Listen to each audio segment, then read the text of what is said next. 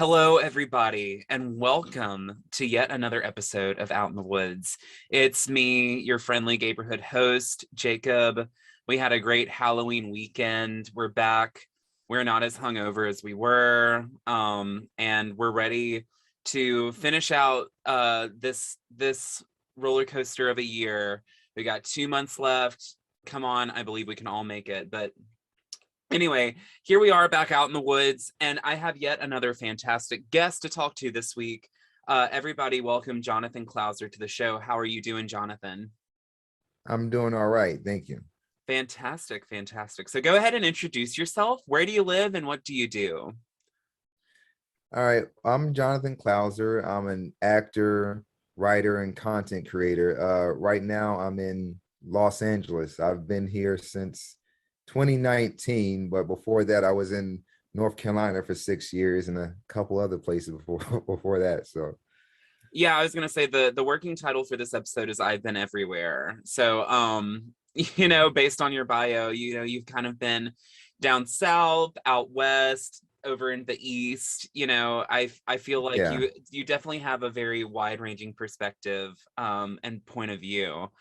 Um so when did you know that you were different, Johnathan? Okay. Well, that started.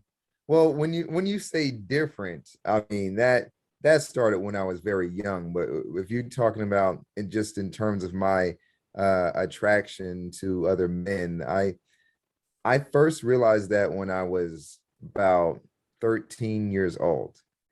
Um, but I didn't think anything of it. Like I was like, okay, well, I see movies and I see first of all, what type of language can I use here? You can use any kind of language, honey. We say Okay, everything. Yeah, yeah. okay. Well, but I'll keep it as PC as possible. So, but I would say I see a lot of naked women in movies, and when you're young and you're curious, you're like, oh, okay, boobies, cool. But then I was like, why are we seeing so many? Why are we seeing so many breasts? You know what? Where are the What? Why are we dicks? seeing where the dicks at? Where's the cock and balls? Yeah. Right. And then I was like, and then I realized, I started to look at men a certain way. I got a cough, sorry. No, you're good. And but I didn't think anything of it. Like, yeah, I'm attracted to this, young boy, and I'm saying that at 13. I'm not saying that now, but like, or attracted to this young man, and I thought it was just, normal. I didn't think that anybody it is normal. Society says that it isn't normal, but I thought this, being attracted to the same sex wasn't really an issue. I didn't think of myself as gay. Um, but it was funny. Like when I watched this show called Degrassi, you probably heard of it. I've heard of Um, Degrassi, yeah. Obviously, yeah, yeah, yeah. yeah, I was probably, 13, 14 when I first started watching the show. And then there was this character called Marco, and that he was like the first gay character that I was introduced to on television.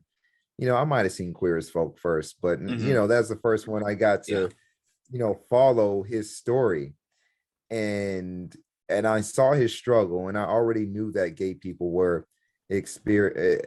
discriminated against. But as he started to grow in the story, and he found his group of friends that liked him, and I started to accept who I was.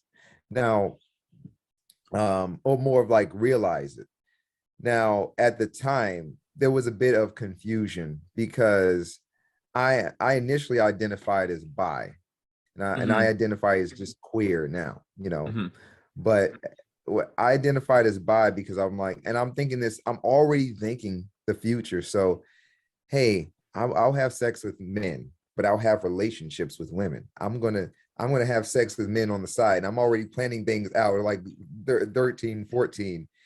And but then I at some point, and some of these things are out of order, but I'll try and do it in order. At some point, and there was sort of like I became like once I hit puberty, I became a legit perv. I was watching porno all the time. Mm-hmm. Um, I would I would do some other things that I'm not gonna talk about. Like, your dad has, sex, comics, not comics, but magazines or sex tapes. Yeah, I would yeah. smoke that stuff. But I consider myself bi initially, and once I got on, dating sites, it was OK Cupid. That was the first one Mm-hmm. before Grinder, before all that. And I put myself as bi on there, and I was so scared that I literally had the top part of my neck, like this, my whole neck cropped off. And you just see my torso, but I wasn't confident in my body, so you didn't even see a shirt off or anything like that. It was just me, head cropped off. And it was so extreme. Like, who the hell is going to see this guy? It's like, hey, this guy is gay. I'm telling everybody. But I initially identified as bi, and one of the issues with that was there was a lot of men that were like, I don't date bi men. And so there was a lot of pressure to be one or the other. There's a lot of pressure to be straight. There's also, if you're in the queer community, there's a lot of pressure to be like gay. You're either gay or straight. You're one or the other. Yeah. And then I was looking at a character like Marco. I was like, maybe I am gay. Maybe I need to own that. And there was a lot of confusion back and forth. Now, as I would get older, I skipped ahead a little bit, but throughout high school, it was something. And this is happening in New Jersey. Um, I had I had kept it all in. Like, I did not tell anybody. I was in the school itself wasn't super dangerous, but it was in the hood, basically. Okay. it Yeah. was Yeah. Yeah. it was not the safest of places. The principal kept things as kosher as they could for what it is, but that same area, same environment. I went to school with people who were in gangs. Uh, I could not be out in that school. Yeah. It would be a problem. And I was an awkward kid from as long as I could remember. From like the age I was 7, I was an awkward kid. I was a wimpy kid. And I tried to get a little bit tough as I got older, but it was really just the front. I was not tough. Mm-hmm. But when I went to high school, it kind of just added to my awkwardness. Like, I would not talk to girls. I would not talk to too many people. And I got bullied, but it wasn't so much physical. They would just say things, and I did not know how to react to it. Now, when I went to the college, everything changed. I took a year off. I went to college when I was 19, and more I started to like creep open that closet door. Mm-hmm. Mm-hmm. It Okay, so I'll be open about this. My first encounter happened when I was 19. Mm-hmm. It was in the bathroom of the school at college, the handicap bathroom. I'm not gonna say what school it was, but I mean, it was what it was. It was a new experience. And But then it was very spacious. It was the handicap bathroom, so there was plenty of room for activity. there was plenty of room, and it didn't what we did didn't go too far. It was just like, okay, I guess mutual masturbation. I'll say that. Mm-hmm. It's like, oh, no Mm-hmm. censors here. Okay. Yeah, no But censors here. Yeah. that was it was something. I thought it was kind of amazing just to be doing that. I'm like, is this really happening?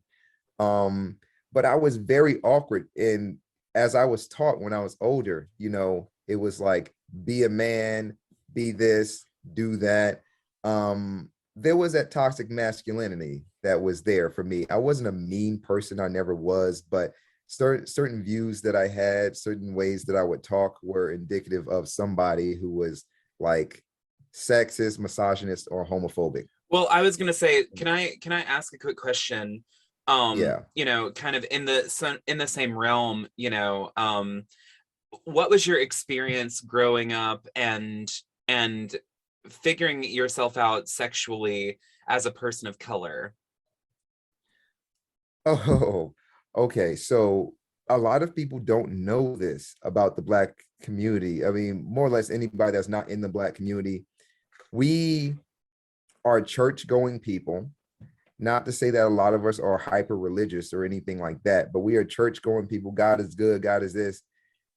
We do not like gay people. I don't like to say that but Hmm. Black people, it is taboo in this community. You're like, okay, we don't like that gay shit. And God don't like that. It was tough, and that added to it. Hmm. The word faggot thrown around all the time. Yeah. And when people would say that, initially I didn't know that it was a general insult. Like, I always took it, they're calling you a faggot, they're calling you gay. I mean, that's how it started. Hmm. And it's really bad it is really bad in the Black community. I don't know how else to explain it. And even when I was a kid, let's go back for a second, there Hmm. were things instilled in you about what being a man was. Like, girls like the color pink, and guys pretty much, I guess, they choose whatever the color they want. And there were times where I wanted to buy dolls as a kid, not that I was really into it, but I wanted to get like this Barbie doll because it had a dolphin in there, and I was in the animals, and I thought it was fine. Hmm. And I, even as a kid, I was always trying to push away from whatever the status quo was, because it didn't make any sense to me as a kid. Like, this is what I'm supposed to do. This is who but I don't get it. Like, why? Hmm. Yeah. But I couldn't cry. I was a crybaby, but you don't cry. You got to be tough. And anything that I would say that would allude to, like, two men being together, like my parents, my family, my mom, they was like, don't say that shit. You know, Hmm. it, and the funny thing is, people get the idea that somehow is accepted, like, because you will respect, like, Black people, quote unquote, respect gay people within certain contexts. Oh, if you go to church, oh, you're teaching all the kids how to dance. Oh, you can style my hair. Oh, I can have you around as a gay accessory. But when it comes, oh, pray for your soul. Oh, he's got to be careful. He's living a dangerous lifestyle. It and thrown around at the schoolyard, they would make fun of gay people, or make fun of the idea of being gay. It's a problem. I'm sorry if I'm starting to ramble a little bit, but it is No. a serious problem. I mean, it is in general, but in the Black community, oh, definitely. Yeah. Yeah. I mean, and the thing is, I really, and I've had, I've talked to guests of color before on my show about this.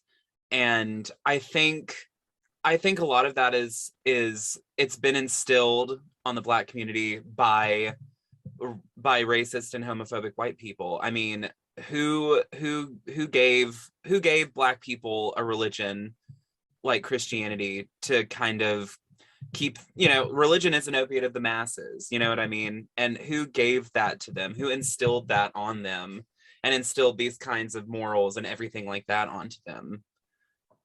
I Well, I think it was go I ahead. think it was my ancestors. You know what I mean? I think it was. Well, on some level, I'm sorry about the sound in my bathroom. No, you're Um, good. on some level, I would agree, you are correct. But honestly, in so many different cultures across so many different demographics, there is homophobia.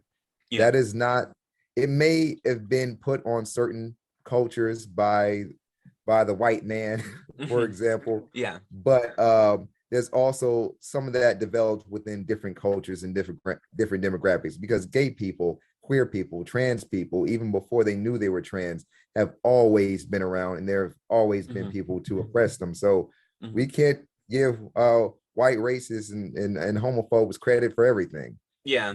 I think it's a problem, and especially now, like, outside oppression, like systemic racism and oppression from another community in power, is something that we don't have control over, but we can do our best, like, as a person of color. But Hmm. stuff within our community, we can change that.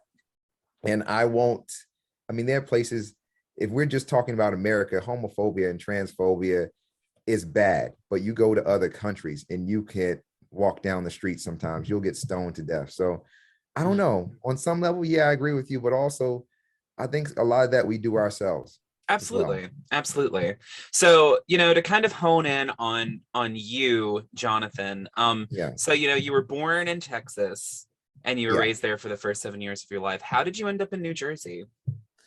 My mom, she likes to move around a lot. It when she's not comfortable in a certain place, she moves, and I can't blame her for that. I was a little kid in Texas, and I was actually born in Galveston, so that's an island near the Gulf of Mexico. Mhm. Um, I really enjoyed it there. Even as a little kid, I was weird because my mom would tell me things like, "Oh, you play water guns with the kids, but don't let those other kids spray you, and don't spray the water guns in it." And I was like, "Oh, okay." And I it, I was such a weird, wimpy, awkward kid. Now, when we moved to New Jersey, it was a culture shock for me because I went to Newark, New Jersey. That's the hood. Um, and it was, to me, I didn't like the city. To me, it was dirty. I saw trash everywhere. There was crime, which I was The sort of Italian mafia, I mean, literally, like, well, the mafia on top of other organized crime, but like, yeah. especially the Italian mafia. Yeah. And here's something for you. Like I I'm going to get back to this later, but I'm going to say this. For the longest time, I realized, I mean, I knew I was black. I'm not blind, right? Mm. Yeah. But I didn't I that was not part of my identity for the longest time. Like I didn't get it. I didn't understand racism. I didn't understand what me and other people of color really had in common besides the way we look. And a lot of that was due to my upbringing. Like I was raised around a lot of black people. Mhm. Um, it was not a white person that made fun of me in school. It wasn't a white person that stole my first video game console, my Sega Genesis, out Oh, of my aunt's house R.I.P. while I Sega was there. Genesis. Yeah, yeah. So and I didn't understand the racism so much because I just at that time I was not subject to it, even though I was on a systematic level. I mean, we inherited poverty, right? Yeah. But Yeah. I'm in school in New Jersey. Um, and uh, a regular kid experience. When I was in grade school, middle, elementary, I went through school and it was, I had my ups and downs, but getting back on track in terms of my sexuality, I guess we would have to go back to college, and that's where things sort of just went crazy. Yeah. Yeah. So, Did you become a hoe? Be honest. Did you turn into a hoe?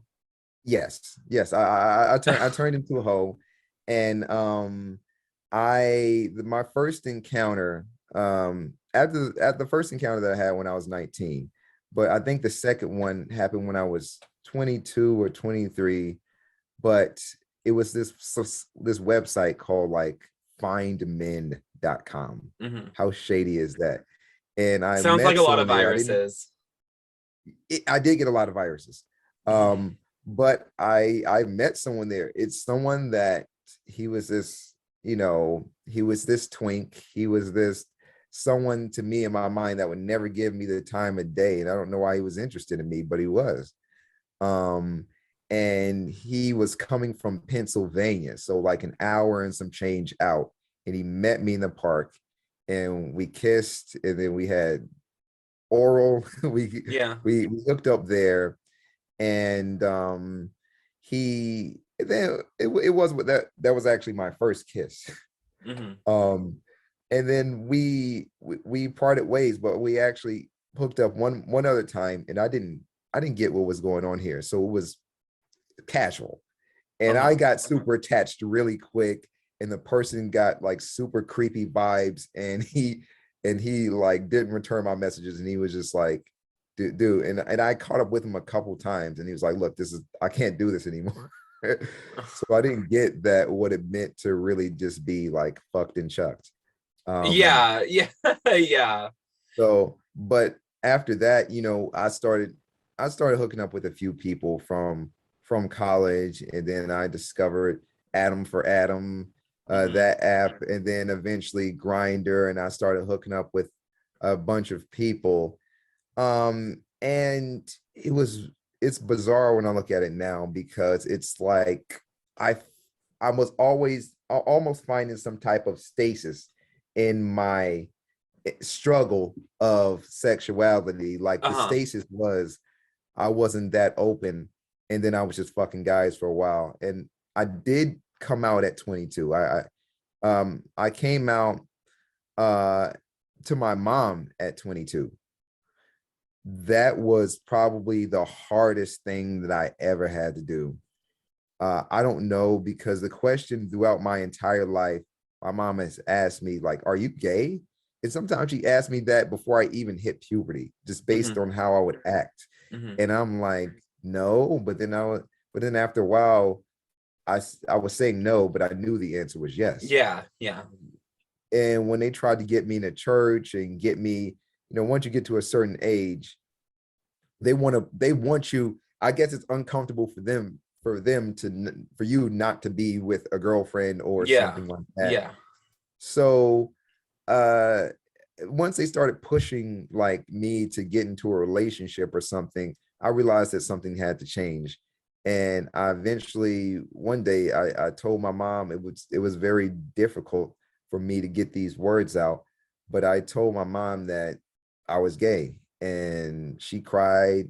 She got angry, and I told her not to tell my stepdad. Uh-huh. And as soon as he comes in, my mom's like, "Okay, I'm going to tell him, or you're going to tell him." And my mom is, she's holding her head, she's crying, and then I tell him, and he's like, "Whatever, is that it?" And it's like, okay. I mean, he wasn't accepting, but his Yeah. reaction was different. He's like, "Okay, now." Okay, and then, but I did it the wrong way. I actually told them. They asked me if I had sex with a guy, and I told them I did, and I told them exactly what we did. You And didn't I'm ease them in. You didn't ease them in. No, I should just said, I don't know what I should have said, but he was like, "Okay, was you the man or the woman?" And he said, "Oh, okay." And then I didn't want to say anything. Okay, what I mean was you the person that got fucked in the ass, or what fucked the other person in the ass? And I'm just like, and then I told them, and that whole situation was just terrible. That situation was terrible. And it was terrible for a few years after that. That same day, my mom was like, "Oh, I wish you would have gotten that. I wish I would have gotten that abortion." You know? Ah, no, Yeah. no. Um, it was just bad. After that, once I we ended up going to having to move in with my aunt's house in New Jersey. And well, this is all New Jersey, but eventually my aunt had passed, and I was in New Jersey by myself, and I couldn't I couldn't handle the bills. Yeah. My mom moved to North Carolina. We're always moving. We had several places in Texas, several places in New Jersey. I can't count how many. And then my mom moved back to North Carolina, and I was stuck in New Jersey. Eventually, I couldn't handle it, so I moved with her, which I never wanted to do. I wanted to be away. No offense to my mom, I wanted to be away from all that. Yeah. So I Well, moved. I was gonna say, so like this is the upcoming this question, the next question was you moved to North Carolina around your quarter life point. Um, Mhm. but you said that you did most of your growing up there. So yeah, I'm glad that North Carolina. we're Yeah, here. I was gonna say, let's yeah. discuss this chapter of your life. Okay, so basically, in this chapter of my life, me coming to North Carolina, I had to start over because my friends were doing their thing. They're in New Jersey. I don't know anybody here. I mean, I got some family, but nobody, no friends. So I basically had my mom, my cousin, a few family members. And what I basically did there, I hopped back on Grinder. I hopped back on Adam for Adam. Um, I met some cool people, but the climate of North Carolina, it's the South, it's the Bible Belt. Not as quite as terrible as I thought it was going to be, but now I not just worrying about, homophobia, which I was very worried about it, but also like racism, which was present in New Jersey, but in the South, it's a different kind. Mm-hmm. It's, it's rebel flags when you see them around and stuff like that. And there, even though I was out, I was out to my mom, I was out to my friends, there were certain things I weren't comfortable to do. Like if I was dating somebody, I wasn't comfortable kissing them in public or holding their hands. And my mom, now her initial anger and problems, it's more of like a lot of microaggressions. Uh-huh. Anything. It's like I'm trying to be an actor, and she's like, "Oh well, you can do whatever you want. You just gotta be living your life right, or God's not going to give you that opportunity, or things like that." And yeah, Okay, yeah. and I would I would find a bunch of different avenues, like the theater and things like that. Eventually I started going to oh, and by the way, I forgot something.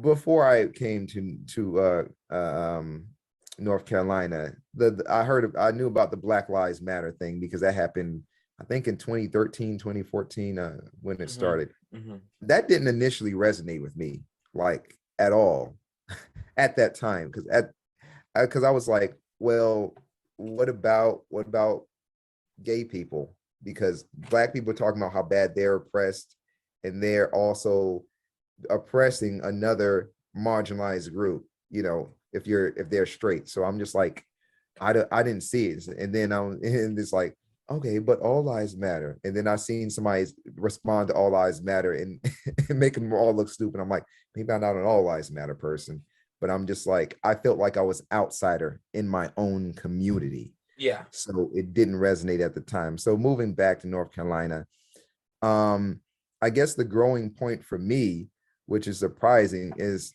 I started to come out of my shell a little bit, but I was finding some really weird situations. Like I would hook up with people in the park. I was so desperate at times that I remember I hooked up with this one guy. I didn't, well, we did, but I came to his house. He didn't look that much like his profile, but I can tell it was him. And I go Mm-hmm. to the house and I open the door, and the house is almost empty, and every door is busted like off the hinges. And I'm just sitting curled up by the wall and looking at him, his little pallet that's not really a bed. And I'm like, I really need to get out of here, but I don't want to be rude. I was finding myself, and the point I'm getting to, I was finding myself in the gay underworld. Yeah. Yeah. Yeah. Because the climate there is, so many people are lost.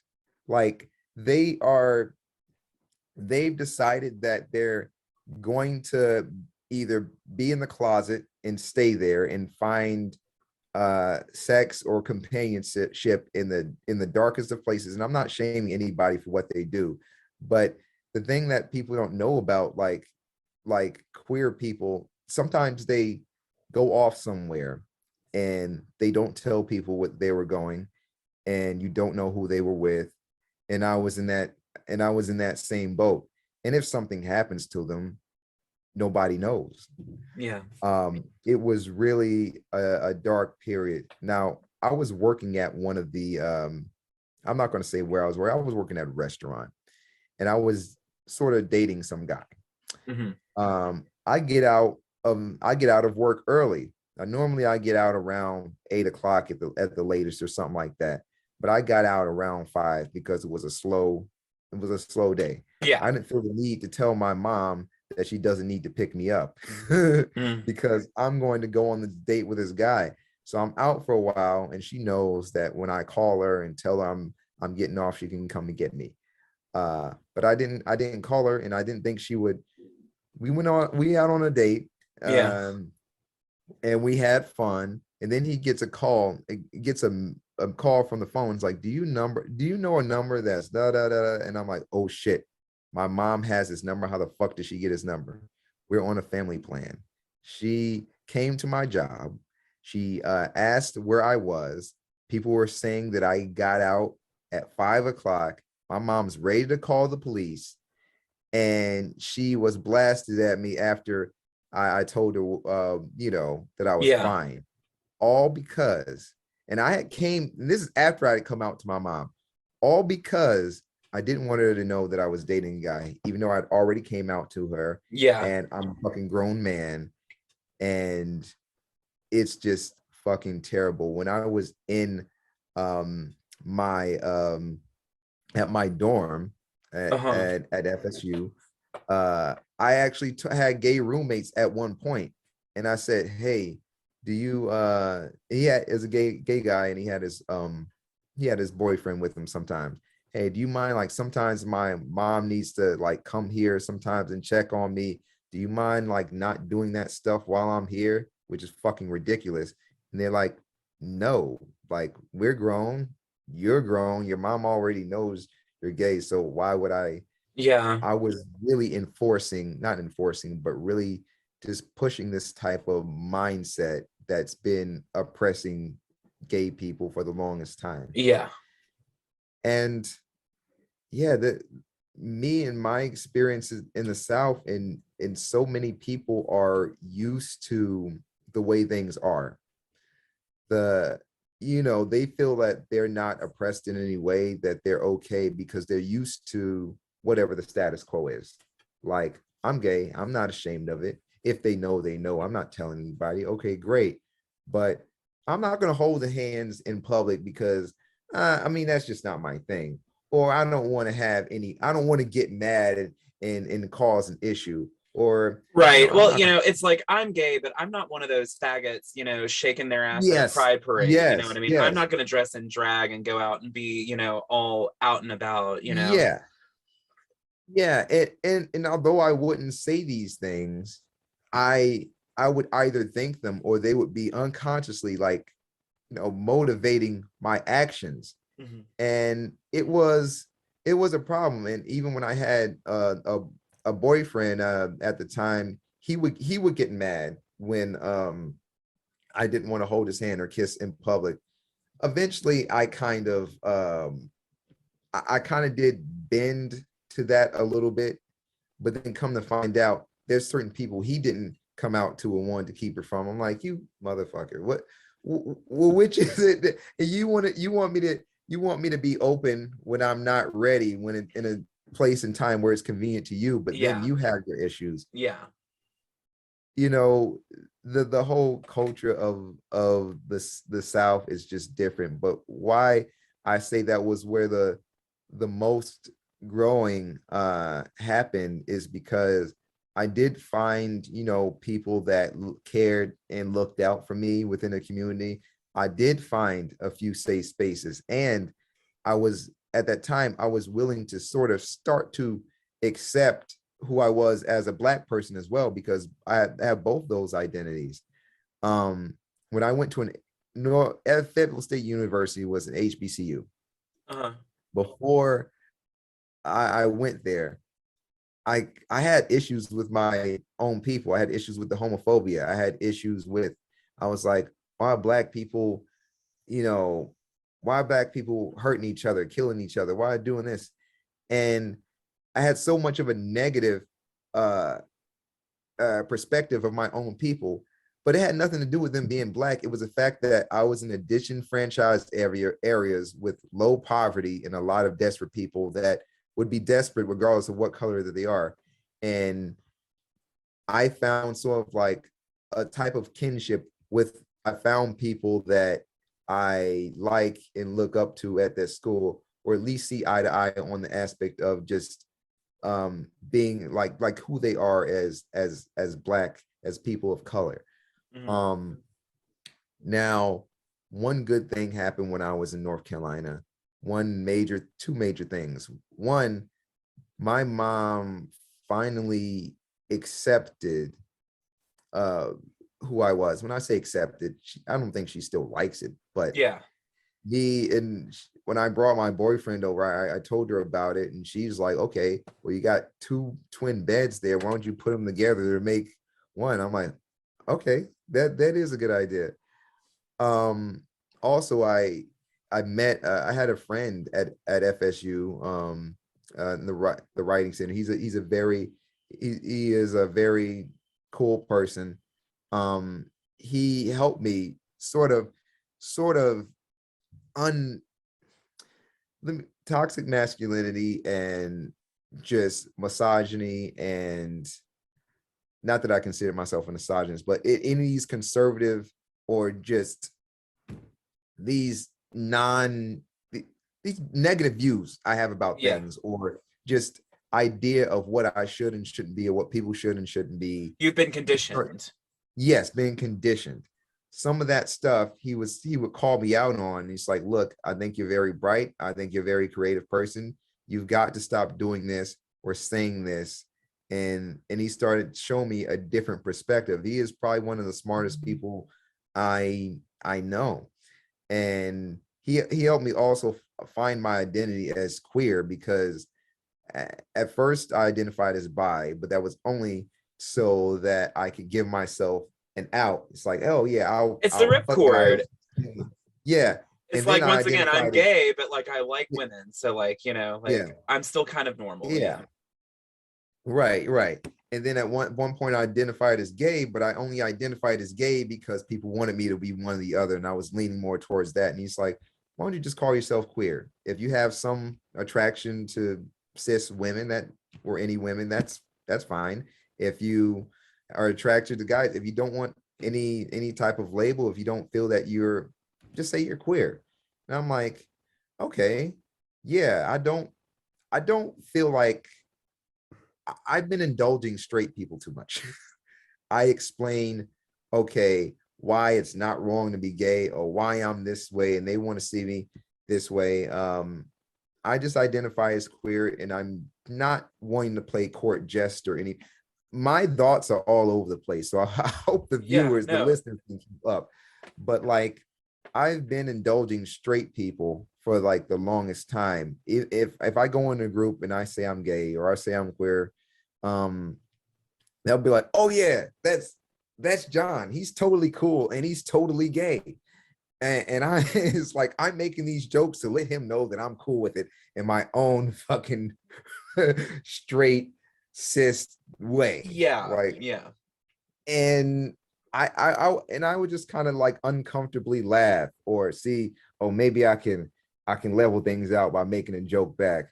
I really can't, because I don't I don't have anything to work with. But it has been really sort of an interesting sort of like process for me to get there. And I would say the majority of the time I grew up was in the South, because in New Jersey I was just kind of figuring shit out, and then I became a slut, and then I continued to be a slut for a little bit, and then I was like, okay, I'm approaching my 30s now. who Yeah. who am I Yeah. really? I'm still figuring that shit out, but I started to live like, okay, who are they, and why are they telling me how to live my life? Why it the South is very like hard hitting when it comes to viewpoints and conservatism. So it kind of requires you to you're either going to fall back or you're going to push forward. Yeah. It doesn't it gives you very little for in between, because it's going to put too much pressure on you. You're going to be in or out. You're going to be happy and content, or you're not, because when you see people saying the homophobic stuff or transphobic, just queer phobic things, or when you see racist rebel flags going on, you have to make a choice about how you're going to navigate this world. Are you going to be you, or are you not going to be you? Otherwise, you're going to drive yourself fucking crazy. And that's what a lot of people don't get about it's just the queer community in general and what they have to deal with. Now that I'm in California, quote unquote liberal California. I Yeah. think it's more liberal than a lot of different places in America for sure. But there's also, look, there's queer phobia everywhere in the United States. And I'm just talking about United States, not places that it is an everyday thing for you to be blatantly executed and there's no laws to protect you whatsoever. There is this misconception that the queer community is a protected community, maybe protected in the same sense that maybe an endangered species are protected. Right. Like they're protecting them because they're endangered, because they're vulnerable. Like, and here's the thing, I want to see if I can segue into this really quick. Um, there is the I want to quickly mention for a second the Dave Chappelle special. I don't know if you've seen it. I was I was gonna try to save that for later, but since this is a very organic interview right now, so if Yeah, we're gonna yeah. move into it, let's just go on and let's go on and get Okay. into it. I'm very interested to see what you have to say. I okay. Feel how you will when I say this. I do have a problem with the special, but I've never been about cancel culture or canceling anybody. My perspective is if I don't like you, I don't have to support you. I Mm-hmm. don't hop on Twitter or any form of social media and start yelling stuff at you. If I don't like you, I don't like you. If you've done something criminal, you should go to jail. But if you have views I don't want, okay, fine, fine. If you want to say offensive jokes that offend me and I don't like it, maybe I find some of it funny, maybe I don't. Fine. But my problem with the special was not his jokes. It was the fact that I believe that he is spreading misinformation about the oppression of the queer community.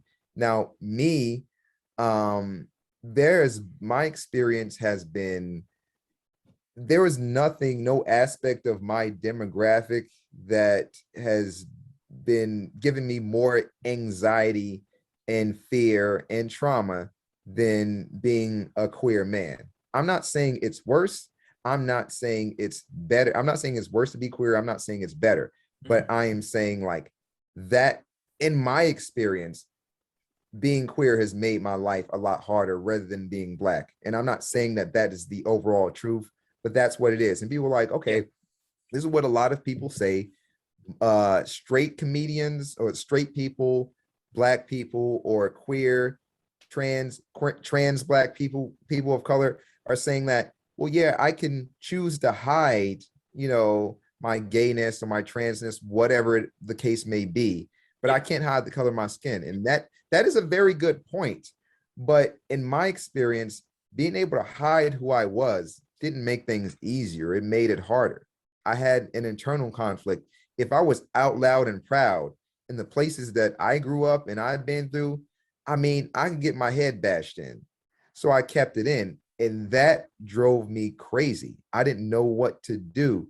Now, I would rather get my feelings hurt and have my anxiety than have a cop kneel on my neck. But net, I would say I hope I never experience that type of thing. Not everybody is going to experience violent discrimination, whether it's for their sexuality or the color of their skin. Right. But what's going on internally, you cannot escape yourself. That's why a lot of queer people are suicidal. That's why a lot of queer people, they hide who they are, and then they find comfort in dangerous places, whether that be going somewhere they're not supposed to go Yeah. or shooting up some type of drugs or whatever. Mm-hmm. So the point is not to say that, oh, we've got it worse. No, we've got it worse. If you're part of a marginalized group, you should not be going against each other, especially when the group you're going against is not the group that's oppressing you. Like white racist society is what's oppressing black people, not the Mm-hmm. LGBTQI plus community. We'll take all the alphabets until people start minding their own business. Like it's and that's the thing. Like I get where he's coming from, but he doesn't get where we're coming from. He may be black and black people of color are really oppressed, but he's also straight. He does not know what it's like. And he's talking as if he does. To me, I look at him like I would look at a white person telling me what Black problems are like. That is Yes. my Yes. Well, and that's the thing. I had a discussion. Well, it started out as an argument, but it turned into a discussion with one of my coworkers who is a Black woman. I love her to death. Shout out to you, Ash, baby. I know you don't listen to my podcast, but hey, girl. Uh, she had, the Facebook machine. Of course, you're always going to see things that are going to make you feel some type of way. That's just how the algorithm works. And she had shared this post, that was like, I'm with Dave Chappelle, because basically the idea of the post was that um the interpretation they had of the jokes on Dave Chappelle's special was that the interpretation was Dave Chappelle we can make fun of Black people, all we want and not face any consequences. But the minute you make fun of someone who's queer, you're going to immediately be canceled. And I think my big argument was that, like, no, I mean, first of all, I had to clarify, like, I'm not a Black person, so I don't understand this point of view. But from my perspective, I don't think this is an oppression competition. Keep in mind that, like, there are trans people of color out there who are suffering as a result of ideologies like this. They're being killed at an alarming rate because of their identity, because of who they are.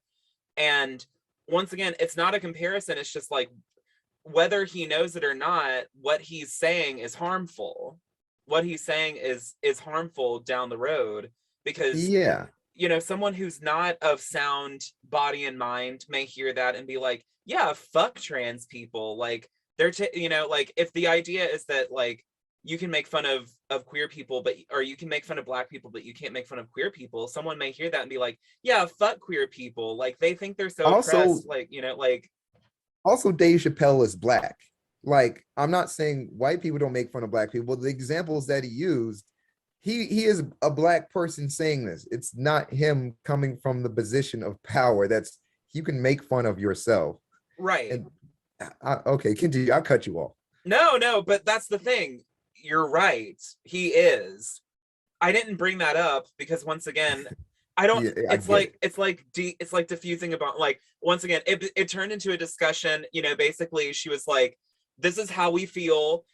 I see that queer.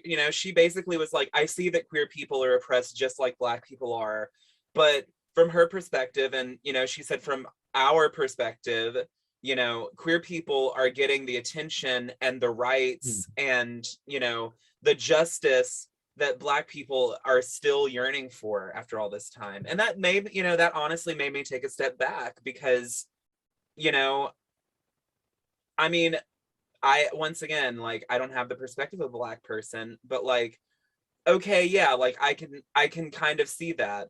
I think that our issues are not quite, in the same vein, because, I mean, of course, queer people are still systemically oppressed by the police, but we are not systemically oppressed by the police near to the Right. degree that Black people are, or any government institutions. We're not specifically being kept in poverty because of the color of our skin, because queer is not uh, being queer is not attached to a specific race. It's everybody. It's anybody can be And queer. that's one of the other things that I think is overlooked, because there's queer people in every single race, that's, which is like a white invented construct, but like every single demographic across the globe, there's queer people there. And the thing is, queer people aren't just oppressed by like cis white men. They're oppressed by every other person that is straight. Like, oh, well, not every, but you know what I mean. They're oppressed just by straight people. It doesn't matter whether you're white, Black, Asian, anything like that.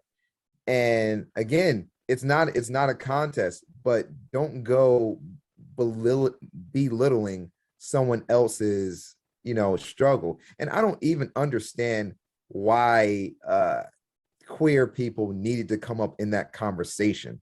Like, it's different. Like, imagine yourself going to a funeral, and then you're there mourning someone's death, and then it'd be like, but we all had people that died too. Like you, Yeah, I, well, I, yeah. And I also, that's the thing, like it breaks my heart. And once again, I had to emphasize this to my friend. Like, I love Dave Chappelle. I think Dave Chappelle is fucking he's hilarious. funny. I've loved Dave Chappelle, since I was a kid. But like, he really fucking missed the mark on this one. Because like, I specifically remember after George Floyd last year and everything that Yeah, was going down, Dave Chappelle had that quick special where he, did his stand up. And well, not even stand up really. I mean, he just had that fucking, I mean, that moving speech that he did, and he hit the nail on the yeah, head. absolutely. And I mean, just absolutely fantastic stuff. And then, he turns around and he has something like this, and yeah, absolutely. You're free to absolutely, I think cancel culture is kind of an overblown thing, absolutely. But like, you know, I think once again, because my friend was like, he's not like a politician or like like anything like that. So it's not like he's actually influencing policy. And I'm like, yeah, but like he's a public figure. And a lot of people were like laughing and clapping and cheering during that point. So like once again, you still have a platform, and you're still, I mean, specifically when he was like, I think JK Rowling is right, I'm very pro turf. It's like, okay, honey, because he was like, because you can't change, I think he said, what, you can't change science or something like that, or science is fact, I don't know, but like, Yeah, and the simplest thing I will emphasize though is like, just remember, if you want to talk about the justice that Black people aren't getting, or any marginalized group aren't they're not getting, don't like use another marginalized group for your example. It's one thing to say, okay, when white people, they can climb up the Capitol and just go in there like it's nothing. But if it was Black people, they wouldn't even get that far. They would be shot down. exactly, they wouldn't have That's been a on the good lawn. Yeah, example. yeah, Yeah, that's a good example, because white racist society is what's oppressing you. Why did queer people have to come in that conversation? Because we're not oppressing you. I get it. Can't cancel culture, sure, but also, although I don't support cancel culture, I do support people being open about their opinions. And we didn't. If you make me mad, you don't have the luxury of telling me how mad I'm supposed to get. You're pissing me off. You mentioned me. Yeah, it's going to be my right, business. I don't support people cancel culture, but like, don't act as if it's our fault. You brought us up. right. But Like, cancel culture goes in every direction, though. Cancel culture yeah. goes in every direction. Like fucking Justin Trudeau got is canceled, quote unquote, because he did brownface in college. Like, How old is he now? he's I'm like just in wondering. I think he's like in his 30s or 40s. Huh.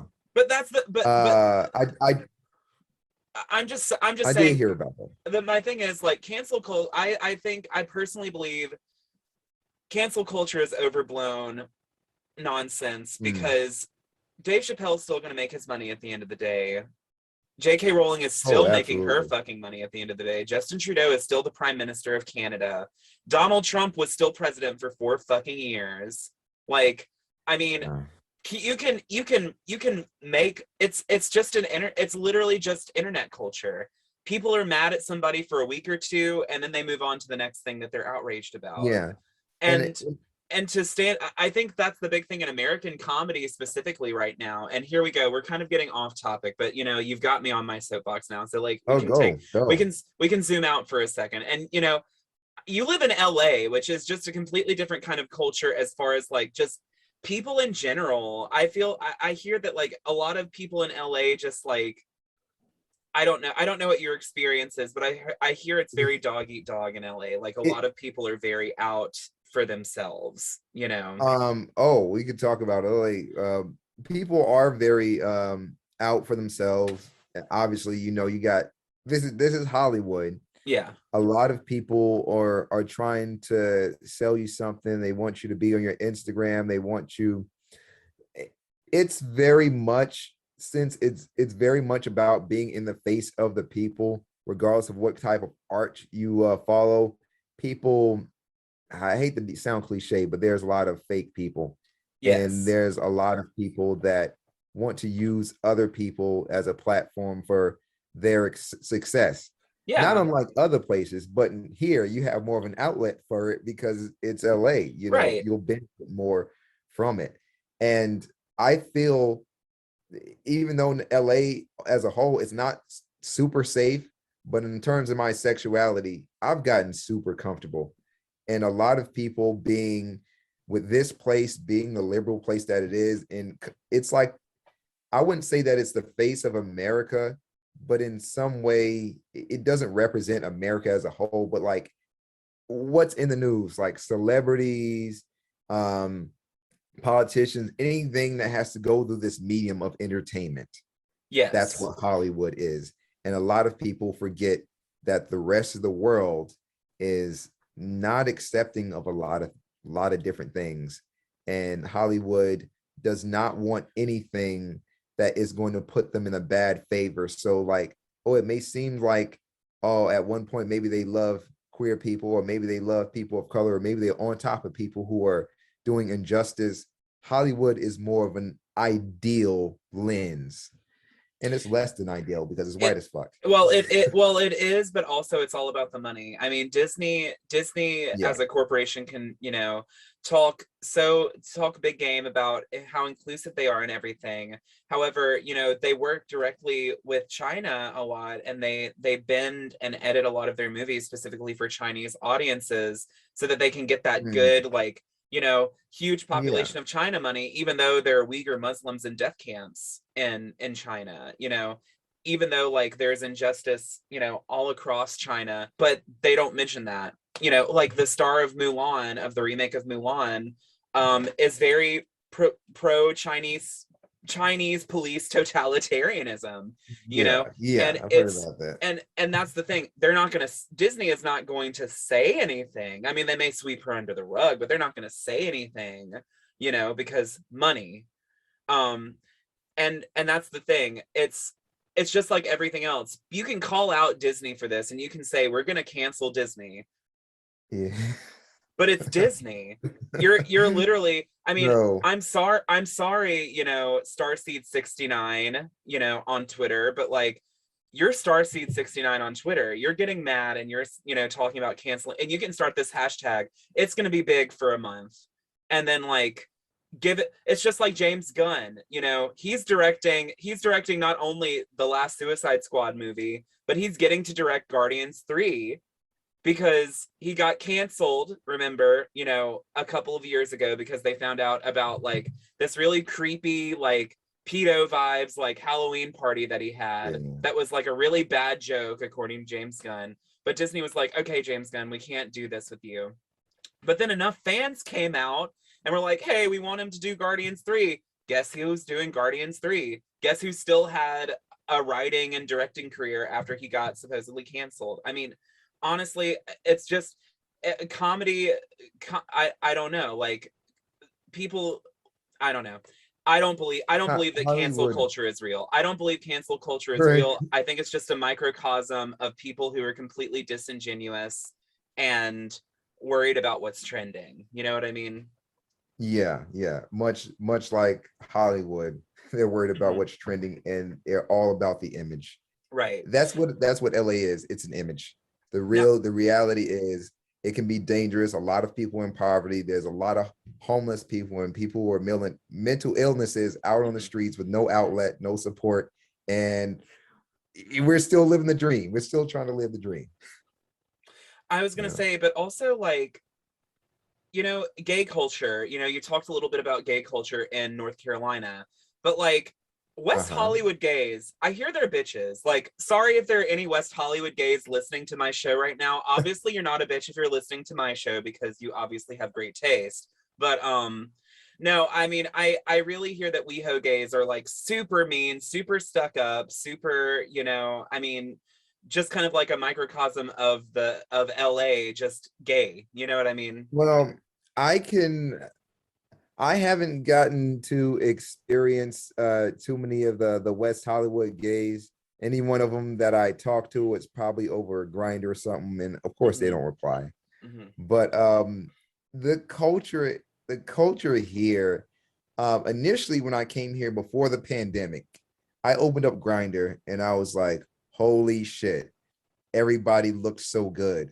Even the older men, nothing against them, but they were looking good, like six pack abs. They were looking quote unquote good, like Mm-hmm. the whatever the widely accepted, standard of beauty is. And but once the pandemic came and once I started digging into it, the Grinder's the fucking same. Uh, they do have clubs around here. I didn't get to experience the gay experience in LA. I know that most people don't bother you and mind your own business, but like the really like hot guys everywhere, I haven't gotten to go anywhere. I came here in 2019 and I'm kind of broke now. Uh, but yeah, I don't know. I mean, it's a lot better out here. Like I've nearly forgotten how oppressive it can be being a queer person here because I'm not going to be the first queer individual that they met. Mm-hmm. If Yeah. they're going to victimize me in the way they, take your pick, Right. you Right. know? Right. Um, Um, have yeah. you experienced racism within the gay community? Because that is a problem. Oh, oh yeah. All the time. It's, I don't date black guys. You know what they say, like, no blacks, no Asians, no femmes, whatever. That is a lot in the gay community, and also the fetishization Mm-hmm. um Mm-hmm. is also a problem because if they're interested in black guys, it's because they're into black guys, and they want Yeah. they want themselves a BBC Yeah, and you know honestly, like now I kind of like, I mean, obviously, like when you go to Pornhub, XNXX, whatever, and like, you know, BBC is like a hashtag, and it's like easy for you to like find like the kind of content that you're looking for. But like now when I see BBC, it kind of makes me cringe a little because like knowing about fetishization and knowing, about, just kind of seeing it and kind of meeting these kinds of people that are like, oh yeah, I'm so into black guys, or the opposite of that, especially in the South. It's like it's very creepily racialized where it's like, oh, you're hot for a black guy, or oh, I want to be dominated by a I, black guy. It's like, like, yeah, like yeah, I just can't vibe with, I can't vibe with that. I can't. it is very cringy, and I think black people do like the BBC stereotype, except the ones that don't live up to the hype. I bet they're like, oh well. Well, that's, look, let me just, for anyone listening out in the woods listener sphere, I can tell you, I have been with men from every color of the crayon box.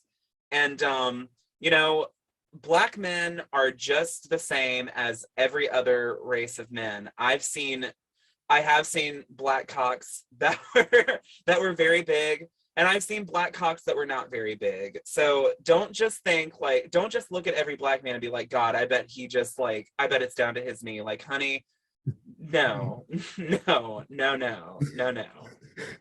Could you imagine being as chaste as possible, holding hands, going to the movies, then deciding that and you're a white man, not you, but just an example. Right. And deciding that I want to be with this person, and then you unzip the pants, you take one look down, it's like I've made a terrible mistake. I thought it was going to be a BBC. God. Right, like, But any I can't do this anymore. No, you can't deliver on, you're so fantastic, but your C is not very B. it's It's just BC. it's just BC. Yeah, like, But, but yeah. um We should have been joking like this from the beginning. But yeah, there's a lot of racism, a lot of fetishization in the gay community, and it's hard to navigate, as a Black person. But eventually you come a bit like numb to it. It just becomes business as usual. You know? Yeah, yeah. And that's so awful. I mean, I guess the only way that I can relate is before I had my weight loss surgery and I was like morbidly obese. Just the kinds of people that would like ignore me, but also yeah, the kinds of people that would like fetishize me felt very just makes you feel like subhuman. You know what I mean? Like I'm out here. I mean, of course, if I'm on Grindr, I'm probably not exactly looking for love, but like Yeah. still, like let's not turn this into something creepy. You know? Now, I have something to say about body shaming, but first, I'd like to get your opinion on it before I say it. What is your perspective on it? Is having like, and I'm not talking about race at all. I'm talking about just like body type. It could be penis size or whatever. Is that body shaming? I kind of think at least at the very least, it is when it comes to aspects of themselves that they cannot change whatsoever. I think that I just think that like it's like everything else, like you should kind of mind your own fucking business. You know what I mean? Like unless somebody asks you directly, you know what I mean? Like it's not your place to look at someone and be like, you're too fat. Because like, do you think this person that is fat doesn't already think about that aspect of themselves like every fucking day? um some people can't change that. I can say, me being obese was definitely because of the way I was living my life and everything like that. But at the same Right. time, if someone had come up and told me, wow, you're like you look so fucking fat, like you're too fat, like you're morbidly obese, I would not, that's not going to change my life. That's not going to be like a light bulb moment. I'm like, oh my God, I need to cut out carbs. I need to eat 1,200 calories a day, drink nothing but water, and eat like, 90 grams of protein a day. Thank you so much for calling me a fat piece of shit. Like, thank you. Like, no, Right. that's not gonna happen. That's not gonna happen, Well, funny thing is, I was overweight ever since the age of about 6. Mhm. And when I was in school one day before school, my stepdad, he liked to do fun things. He put our names like on the back of our shirt, but they'd be like nicknames. So he'd call my stepsister one thing, and then he put Big J. And then I'm like, I don't want you to put Big J on there because I'm overweight. I'm sensitive about my weight, Yeah, right? yeah. And he's like, no, I'm not saying you big like you fat. No, he's big like you cool. Big J, own it. It's like, I don't want to own it. It's like, wear that Oh shit. my Wear that shit. Like, God. and then I had Big J on my shirt, and all the kids like, hey, yo, it's Big J. Look at him. Oh, Yeah. I've slimmed down since then, but I think I worked out a little bit. I think it's more or less just my body changing. So I can attribute me losing weight and feeling a little bit And more stress. confident too. Yeah, yeah, right. But I'm short. I can't change that. I can't grow taller. I can just grow wider if I Well, want to. yeah, and that's the thing, I think generally whenever people, and this kind of goes into race, but this also kind of goes into bodies in general. Like, my thing, whenever someone's like, oh, I'm sorry, it's just my preference. I don't prefer black guys, or I don't prefer fat guys, or this or that. I'm like, my answer to that is always, you just haven't, you can't say that because there's someone out there that is going to be attracted to you no matter what. You're gonna see like you may not know it, but there's literally gonna be a light bulb moment where you're gonna be like, wow, I never knew I was like attracted to this kind of body type or this kind of look or this or that. Like, but like, damn, like I want to fuck the shit out of them. Like, come on, like, never say never. That's my thing. Just never say never because there's somebody out there that's going to be for everybody. You know what I mean?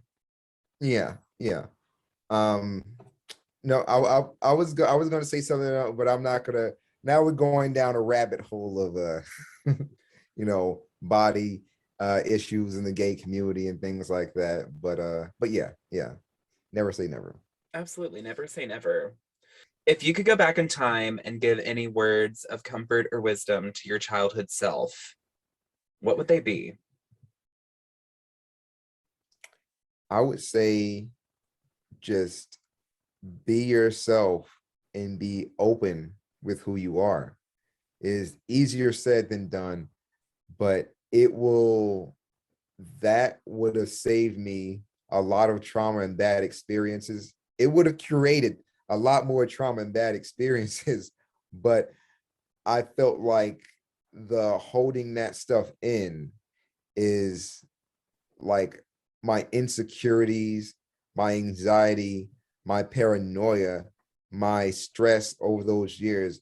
If I would have just ripped that band-aid off, I would have I would have been a lot less awkward, a lot less anxious, and probably understood how to be happier, I guess. Yeah. So, not that I regret the people I've met and the experiences that I had, but that's if I wanted to tell this kid and I wanted him to be happy, I would like rip that band-aid off. Take those hits. Hope you don't die, but take those hits, take that discrimination and just be you. Just fearlessly be who you are. Yeah. Yeah. Hope that would be good advice. Right. Like, hope we make it, but, Yeah, there's no one yeah. else you You can get be but pushed off the you. yeah, you get pushed off the nest. I hope you fly. Well, Johnathan, thank you so much for being here. Um, quick question. Are there any promos, shout outs, philanthropic opportunities that my audience should know about? And where can they find you on social media? Okay. Well, I'm gonna tell you the social media thing first. If my Instagram is mr.clouser, so mr.clouser, Mr. Clouser, and that's my Instagram. Now, as far as what I'm doing now, I do have a YouTube as well, John the Fanatic. Um, you will never find that if you put in John the Fanatic. My YouTube is like Zekersaurus Rex, Zekersaurus Rex,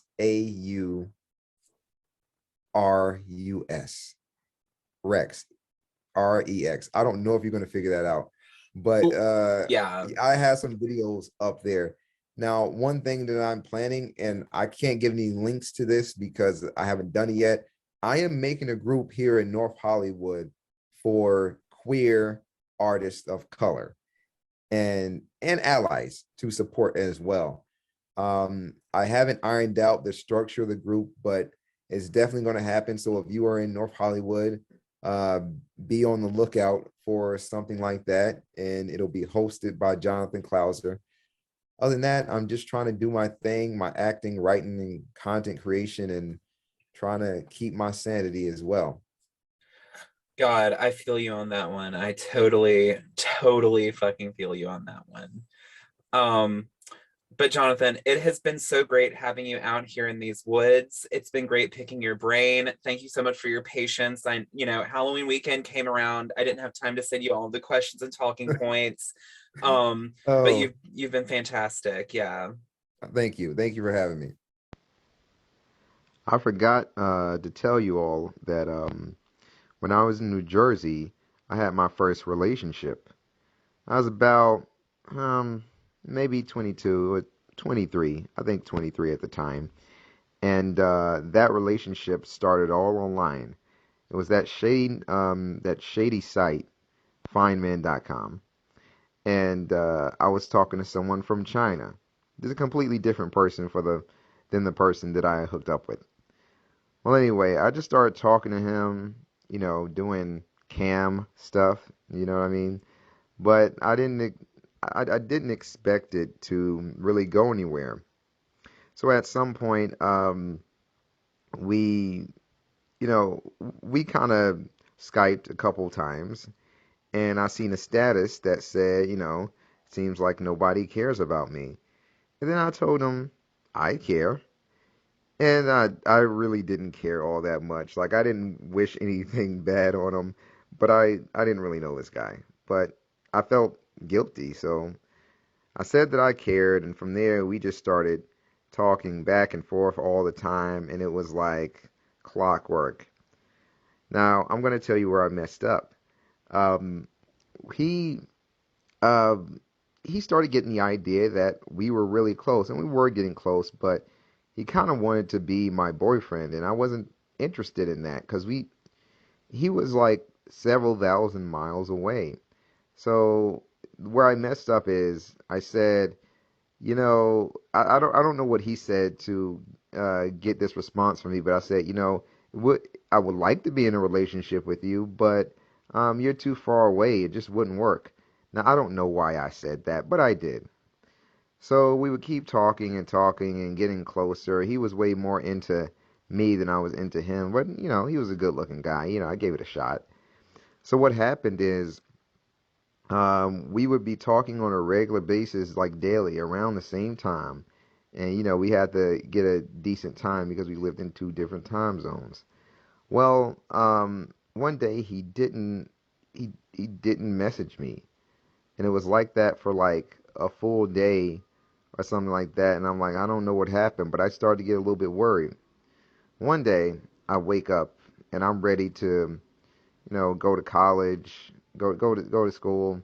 They have a sort of a field trip for one of my theater classes, and he says that he doesn't say anything. I get a text from some random number I don't know, and it had been a while, and I'm trying to get myself together, get ready, and then he says, "Hey, do you know Chun?" I'm like, "Yeah." Well, I'm a very close friend of his. He trusted me with this information, with his number or something like that. Um, he died in a car accident. We all lost a very dear friend.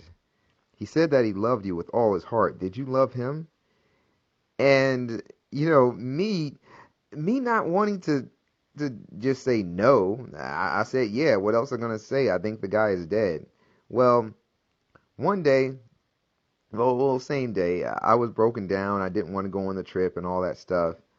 Well, like an hour later, I get a message from him that says April Fools.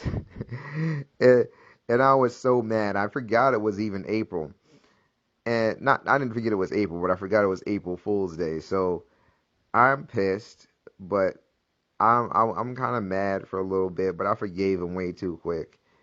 And after that, he started calling me his boyfriend, and I just kind of fell into the relationship. And rather than nipping in the butt right there and say that's not what you were, you manipulated me into saying that. No, I let that go on for a long time. And there were times where I hooked up with other guys on the side and I felt guilty about it. But I was trying to wriggle my way out of the relationship, say, say things that alluding to like it's not going to work, I don't want to be in it. And he said that if you don't want to be in a relationship anymore, then I don't want to talk to you anymore. So it was almost like a relationship hostage situation. But you know, I started to get close to him. We were on and off. I had told him I cheated one time, but he forgave me, and I said, "Can we be open?"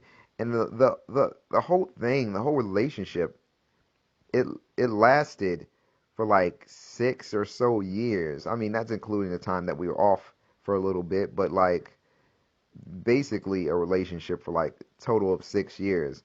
And he wanted me to come to China, and I didn't want to come there. I wasn't ready to leave home, and that would be a real culture shock. I don't even know how that would work. But then he was talking about me getting him to come to the United States and marrying him, and I wasn't ready for that. He mentioned marriage before, but I wasn't ready for it. I wanted to sow my oats. Um, and it was all like just putting so much pressure on me. But after dealing with the assholes on Grindr and all these other apps, I said, what the hell? Now, I didn't marry him, but like I ended up getting my visa, my passport, and he threw me some money to actually come and see him in China. Now, at that point, our our relationship was a little bit shaky, but um, gave me some money to come to China, the Beijing, China, and we we met each other for the first time, and it was amazing. Beijing was an amazing place. Now, I was a little bit nervous because I told my mom that I was going to China to see a friend, and he paid for me. Now, my mom knew better than no. He knew that he wasn't my friend, but I lied about it, and I guess my mom could tell herself whatever she wanted to hear, if it gave her peace of mind. But I said it was a friend. Yeah, like I'm pretty sure she didn't really buy that, but she was really mad and really scared for me and what would happen to me in China and things like that. So I didn't enjoy myself to the fullest, but I had some really cool experiences. We based like this whole trip. He started to base this whole trip on us riding bikes around, and I had to tell him I didn't really know how to ride one. I think I had told him before, but he was thinking, okay, we're going to take the trains. Then in between the trains, we would ride bikes, and I ended up kind of learning how to ride a bike in China, but barely. Like not enough to go through the sea of people that are always walking along the sidewalks and streets. Um, so, but anyway, China was an interesting experience. Don't want to go too much into it, but I guess it felt liberating because at that time, once I finally met him, I was living in North Carolina at the time, and my mom kind of has me under her thumb. I do what she tells me to do, and anything that I do that I'm not supposed to, I usually like hide it from her. And this at the time is me, an almost 30-year-old man. It's sad when I look back at it, but I it felt liberating for me to go to China. It's like I did what I wanted to do, regardless of my mom's wishes, regardless of the friends that I have telling me that I shouldn't do it. I just decided to up and go. And that was a huge part of my growth in North Carolina because I don't know, I guess I was getting older and experiencing, you know, men and experiencing and going to school and getting just experiencing like what it's like to be around different people. Um, it was liberating and a very important part to a component of who I am today. Um, I am really trying to get to the point where I don't give a fuck at all. I give little fucks, but I wanted to get basically down to zero and just. But it's layers. I was always a very sheltered person, and you know, as I grow, layers come off. But I really don't think you can truly